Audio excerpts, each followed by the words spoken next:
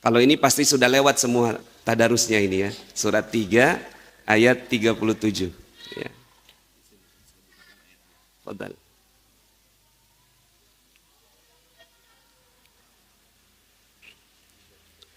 3 ayat 37. Jadi ini ayat yang kita sering tadaburi. Ya. Kita sama-sama baca ya. A'udzu billahi minasy syaithanir rajim. Bismillahirrahmanirrahim.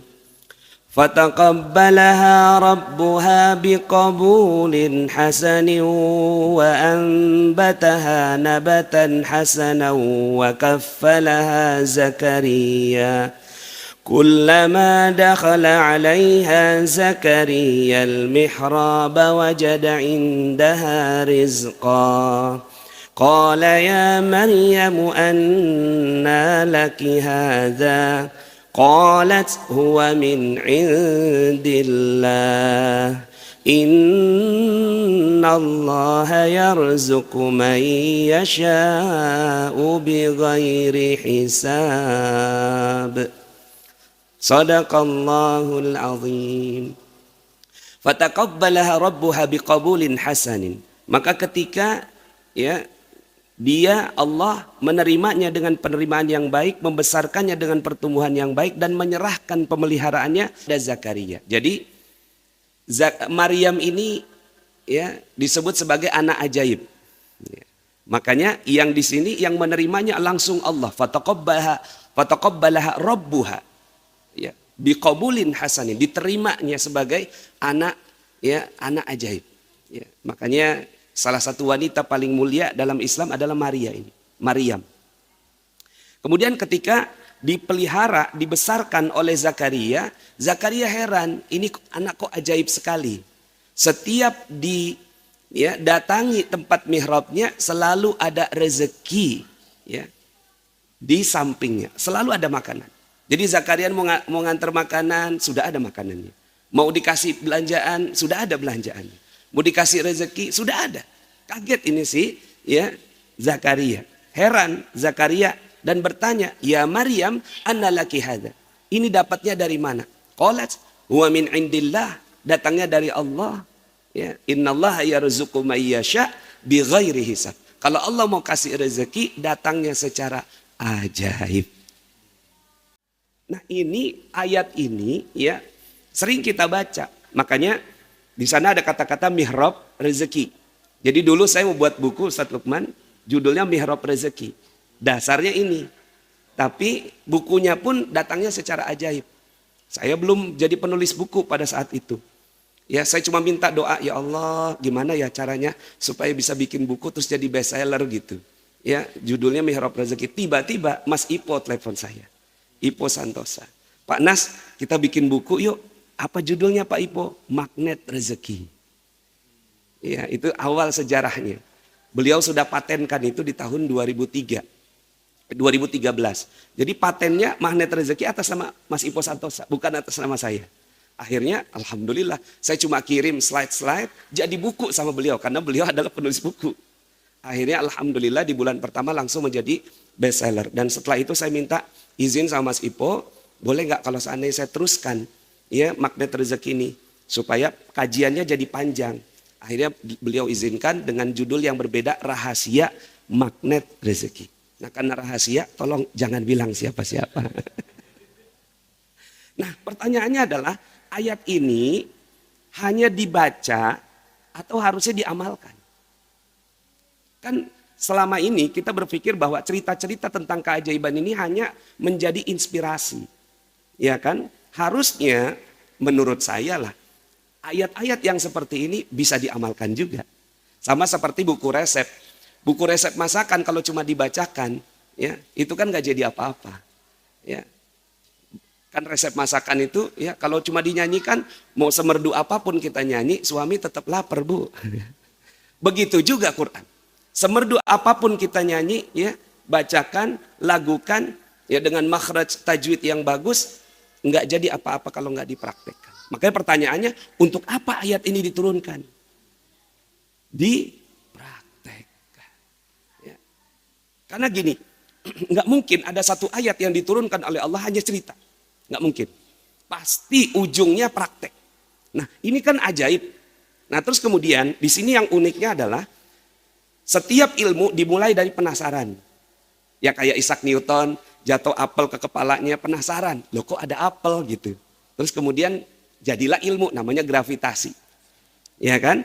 Nah, begitu juga dengan Zakaria. Zakaria heran melihat fenomena. Apa fenomenanya? Fenomenanya ada keajaiban berupa makanan yang datang secara ajaib kepada Maryam. Akhirnya bertanyalah. Jadi penasaran bertanya. Ya Maryam anna laki hada. Dari mana dapatnya? Nah, kemudian akhirnya diajarkan. Setelah itu akhirnya datanglah ya Zakaria ke Masjid Munzalan Mubarakah. Ya, belajar ilmu hari ini. Nah, inilah Zakarianya. Nah, jadi yang belajar di YouTube, di TikTok dan segala, inilah Zakarianya. Penasaran mau belajar. Ya. Asalkan mau belajar maka insya Allah dapat ini ilmu. Ya. Saya Maryamnya. Jadi Maryamnya ya tidak lebih hebat daripada Zakaria. Jadi Bapak Ibu jauh lebih hebat daripada saya. Nah, kemudian di ayat berikutnya 38 ya, 38 izin Ustaz ya. Ya, Allah Subhanahu wa taala menceritakan tentang proses belajarnya Zakaria kepada Maryam. Setelah belajar di Masjid Munzalan Mubarakah, ya, Zakaria mempraktekkan ilmunya. Hunalika da'a Zakaria rabbah qala rabbi habli min ladunka dzurriyyatan thayyibah innaka sami'ud du'a. Ya Allah, kalau Maryam punya keajaiban berupa makanan, aku juga mau dong. Ah, ini dia. Jadi ada realita, ada belajar, dan ada keinginan. Makanya disebut murid. Murid uridu. Ada keinginan. Nah, Zakaria ada keinginan. Aku juga mau dong. Mau apa? Mau keajaiban juga. Berupa anak. Karena makanan Zakaria bisa ya provide. Tapi anak, bagi beliau ini keajaiban. Buat sebagian di antara kita dapat anak mungkin mudah. Tapi bagi Zakaria, lihat di ayat 40. Ya. Qala rabbi anna yakunu li ghulamun wa qad balaghani al-kibar wa imraati akir. Ya. Ya Tuhanku, emang aku bisa dapat anak sedang aku sudah sangat tua. Sedangkan istriku pun mandul. Jadi suami tua, istri mandul, ini kombinasi dahsyat. Istimewa. Di universitas mana belajar lelaki tua istri mandul punya anak? Di luar batas logika. Nggak ada profesor yang mampu mengajarkannya. Uniknya Al-Quran, 38 minta. 38 minta. 40 ragu-ragu. Harusnya, ya kan, minta, kan harusnya kan ragu-ragu dulu, minta baru jadi. Harusnya kan. Ini prosesnya adalah minta jadi ragu-ragu. Artinya apa? Sebelum Zakaria ragu-ragu sudah dikabulkan oleh Allah Subhanahu wa taala. Iya kan? Ya mubasyiran, ya innallaha yubasyiruka biyahya. Allah menggembirakan kamu. Artinya apa? Ilmu yang dipelajari di Maryam berhasil. Yubasyiruka biyahya musaddiqan bikalimat. Untuk apa? Untuk menjadi bukti bahwa kamu belajarnya benar gitu. Musaddiqan bikalimatin minallah wa sayyida wa hasura wa nabiyya minas salihin. Nah, baru setelah itu ragu-ragu, kan unik, ya kan? Sebelum ragu-ragu aja Allah sudah jawab. Makanya kita kadang-kadang kalau doa ragu-ragu kan? Ya Allah, benar nggak ini ya Allah? Aku bisa pergi haji ya Allah. Belum, masih ragu-ragu, udah dijawab sama Allah Subhanahu wa taala, insya Allah pergi. Nah, pertanyaannya, untuk apa ayat ini diturunkan kepada kita? Hanya dibaca? Sayang, harusnya dipraktekkan. Ya. Cuma sampai sini ada yang bilang, Ustadz itu kan nabi, saya kan bukan, cuma santri doang. Ya, santrinya munzalan gitu. Ya, yang itu kan nabi. Zakaria nabi, ya, kemudian Maryam ulama. Makanya keajaiban nabi namanya mukjizat, keajaiban ulama namanya karomah. Nah, keajaiban orang biasa kayak kita namanya maunah. Ada dalam surat 27, kita buka lagi. Surat 27 ayat 38. 27 surat An-Naml 27. Sorry. Ya. 27 ayat 38.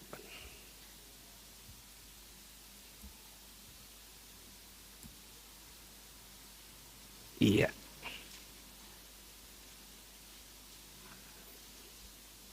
Betul. Ketika Nabi Sulaiman bertanya, qala ya ayyuhal mala ayyukum ya'tini bi arsyiha qabla an ya'tuni muslimin. Dia, ya, Ustadz Lukman. Ini kalau kita baca Quran, bisa kita ambil hikmahnya, kita ambil konteksnya. Ini Nabi Sulaiman bertanya, ya, wahai para murid-murid santri munzalan, kan kira-kira gitu. Wahai para pembesar-pembesar, artinya apa? Wahai murid-muridku, kalian udah belajar sama aku, sekarang bannya udah ban hitam sekarang. Pembesar-pembesar artinya murid yang paling utama. Ya, siapa di antara kalian? Ayo, udah belajar sama munzalan, sekarang buktikan, kira-kira gitu. Sekarang coba buktikan. Ketika Nabi Sulaiman, ya, bertanya, apa kata muridnya? Salah satu muridnya Ifrit di ayat yang ke-39. Qala ifritum minal jin.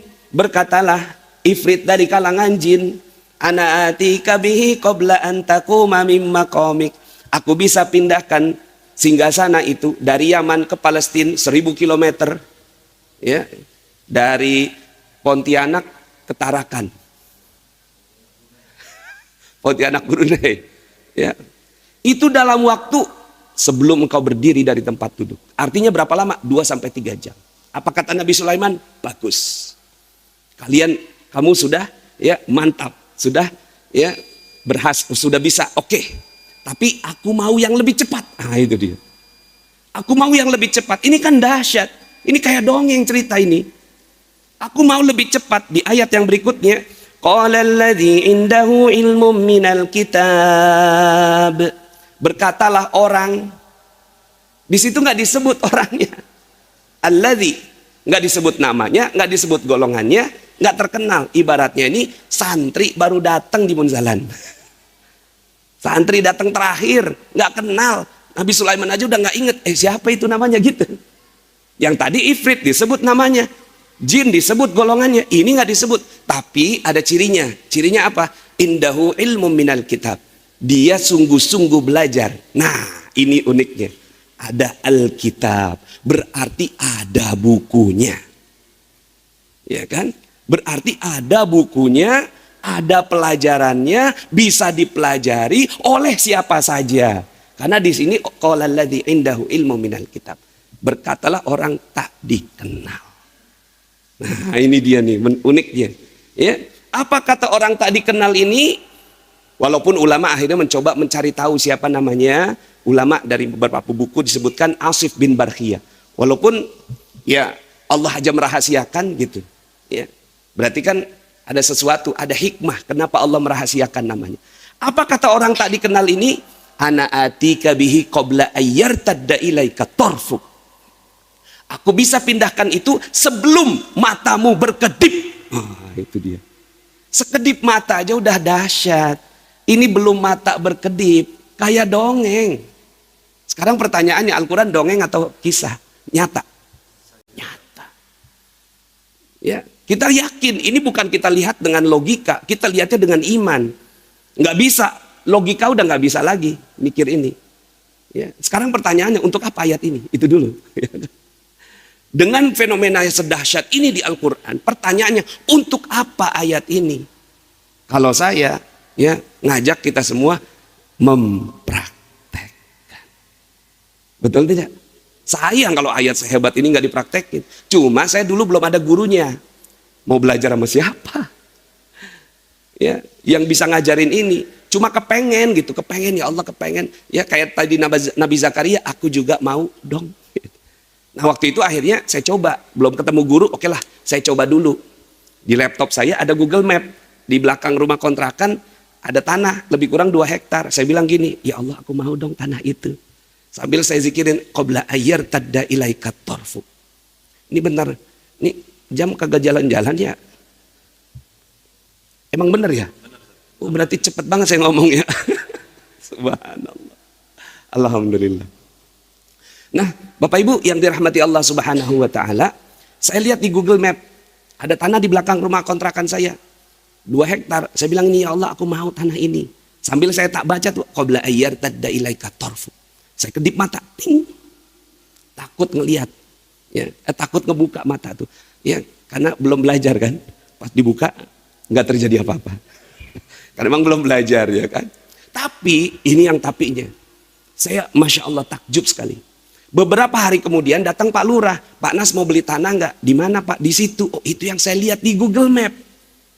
Ya, Bapak tahu yang punya tanah? Tahu. Boleh Pak saya dianterin? Datanglah saya ke pemilik tanahnya. Pak Haji tanahnya mau dijual? Iya emang. Cuma gue kagak tahu nih sertifikatnya di mana. Mohon maaf orang Betawi ini. Gue kagak tahu nih sertifikatnya di mana. Loh kok gitu Pak Haji? Iya 1 lemari sertifikat semua. Gue kagak paham yang lu maksud yang mana. Waktu itu umur saya 28 tahun. Ketemu tuan tanah, gemeter. Ya Allah ada ya orang yang 1 lemari sertifikat semua. Datanglah minggu depan saya. Dia kan bilang, lu datang minggu depan, gue siapin sertifikatnya. Minggu depan saya datang lagi. Sudah disiapkan 18 sertifikat di atas meja. Lu bawa deh semua. Hah, bawa Pak Haji. Bayarnya bagaimana? Saya begitu nanya gitu, bayarnya bagaimana? Dia balik nanya, emang lu punya duit? Umur 28 tahun, masih awam dalam berbisnis. Gemeteran tuh pas diskakmat begitu. Mau jawab punya bohong, dosa. Mau jawab nggak punya, nggak dikasih. Cuma saya nggak punya pilihan lain. Akhirnya saya jawab, nggak punya Pak Haji. Dia bilang gini, emang gue tahu roman muka lu. Lu bawa semua. Gue pengen tahu lu bisa bikin apa sama tanah gue. Tanpa uang 1 sen pun. Saya bawa itu tanah asli sertifikat. Gemeteran saya bawa itu. Ya, kata Pak Haji tuh gini, kalau lu sanggup kerjain. Kalau lu nggak sanggup balikin. Nanti kalau lu udah punya uang bayar gitu. Artinya apa? Dikasih modal tanpa, dikasih tanah tanpa modal. Akhirnya jadilah perumahan ya di Depok yang sekarang saya tinggalin. Makanya saya bersyukur sekali itu tanah ajaib gitu. Sampai itu tanah diliput sama Metro TV.